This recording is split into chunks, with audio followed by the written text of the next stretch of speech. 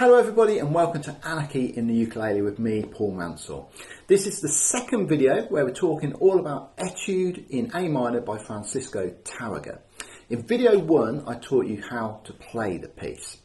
In this video I'm going to teach you how to take your playing from just playing it to performing it. We're really going to lift this piece now, all the little things that you can do to make it into a beautiful performance. So what do I mean by that?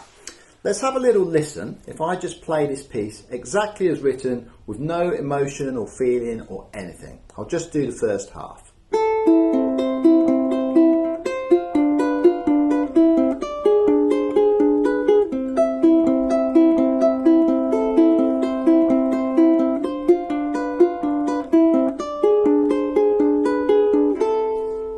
Pretty, okay, nice. But now have a listen to this.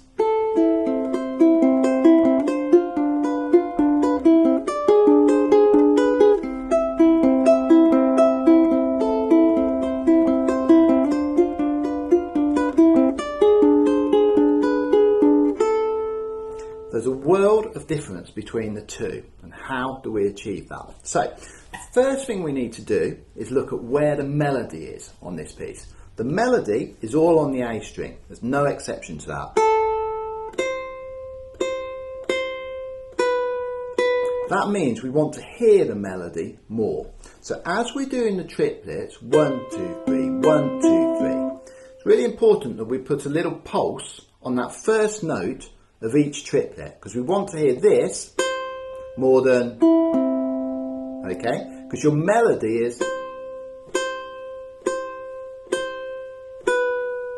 not, okay, so as you're doing it, the first note of each triplet, 1, 3, 1, 1, just hit that a little bit louder.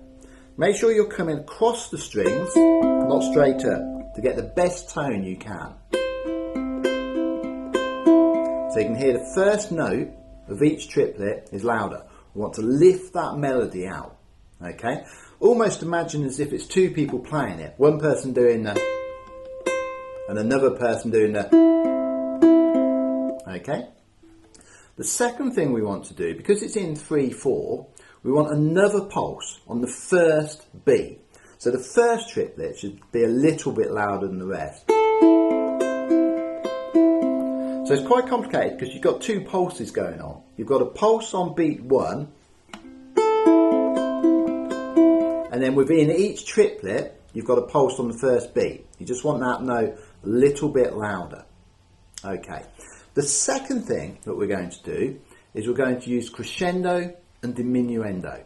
We're going to make the piece louder and quieter. Now obviously this is only the way that I do it. You'll want to put your own sort of expression into it.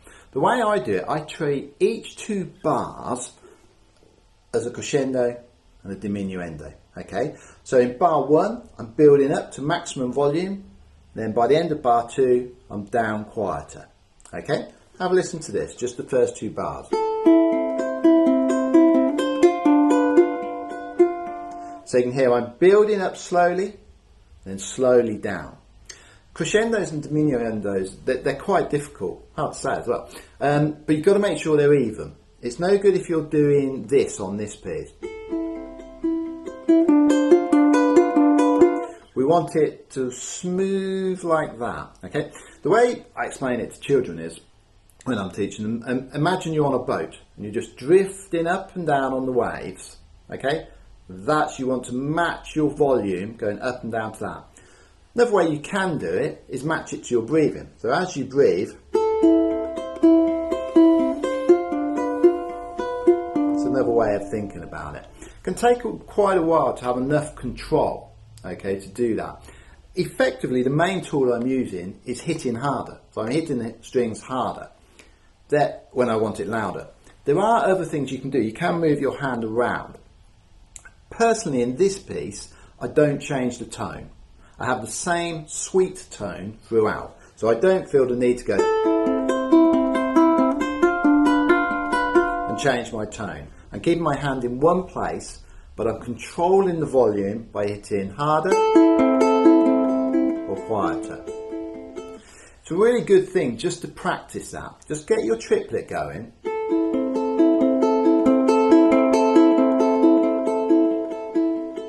And practice getting louder and quieter. Start off really quiet.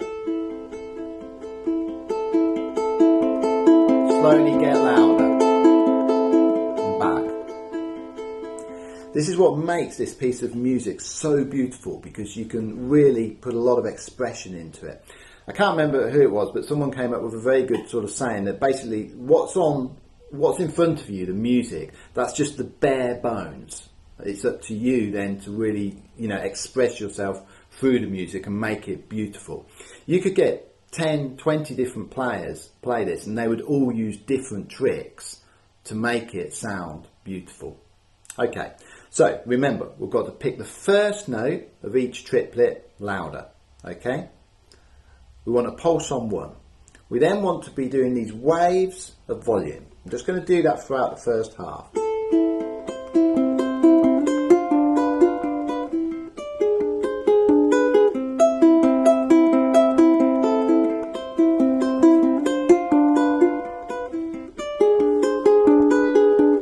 So you can hear the volume ebbing and flowing like that. The next thing that we want to do is called rubato, and that's where we're altering the speed. So we don't want it at a static speed the whole way through.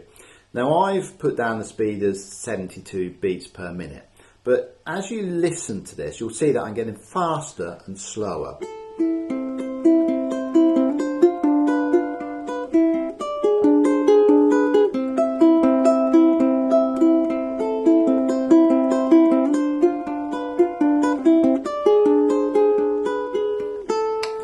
It's got to be in a controlled manner. It's no good if at one stage you're chugging along at 72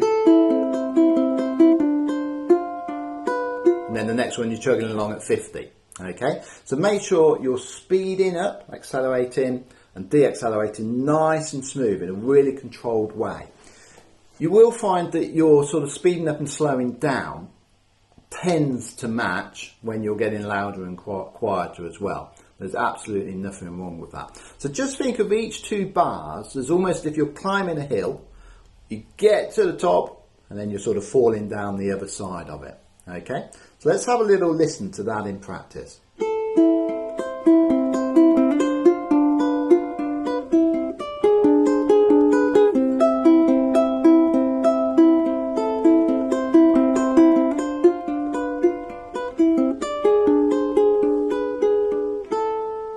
Okay, another trick that you can do is this difficult bit here. Make sure that you're going slow as you go into that. It's a trick that's used by a lot of people. If you've got a part that's really hard to fret and finger, then effectively before it, just slow down. Again, it has to be controlled. It's no good if you do this.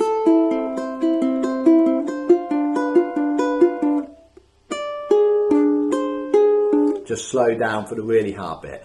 Slow down in a controlled manner before it.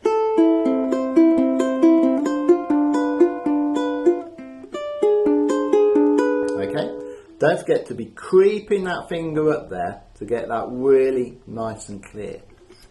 The other thing that I'm using in this is vibrato, especially when I go up to the 7th fret. So let's have a little listen. If I do the second part actually. As I get up to the 7, I'm wobbling back and forth my finger. Fair amount of pressure on that, and you're sort of pulsing it like that. It's actually quite hard to do. It's easier on other strings, on thicker strings. It's easier there. It's actually really hard to do on the top A, but you can get a bit of vibrato there. So add that as well. I realistically only had a bit of vibrato at 7th, maybe try a little bit at 3rd as well. In the second section, when you go from the 3 to the 7, this bit, so bar 9, we want to hear a tiny little glissando there. Again, it's got to be controlled. This is all about control. As we slide from 3 to 7, from a C to an E, we're going through well, let's call them some dodgy notes. We're going through some chromatic notes. We're going through a C sharp and we're going through a D sharp. If you hear them too much, it'll sound awful. Listen to this. If you're too slow, you'll hear those notes that are out of key. So your slide has got to be quick enough that you don't hear those sharps, but it's got to be slow enough that you hear the slide. There's no good going quick and getting a like that. Again, it's really hard, and the knack to it is twofold. Firstly, as you slide, make sure you're keeping pressure on there. I tend to lift my thumb up as I slide. I'm still applying a lot of pressure, but I don't want my thumb to be dragging me down like that. The second thing is the timing of it. Watch the timing closely. As I'm sliding up, I'm playing the rest of the triplet. So I don't slide and then finish the triplet off, or else you'll get out of time. It's difficult because you're sliding, so slide and play the triplet. Like that. Oops, daisy.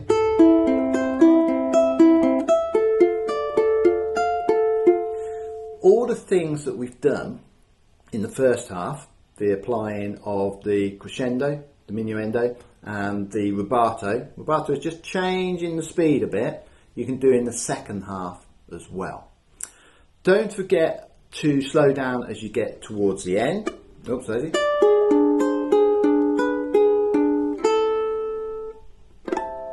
Again, it's got to be in a timely fashion. It's no good if we go.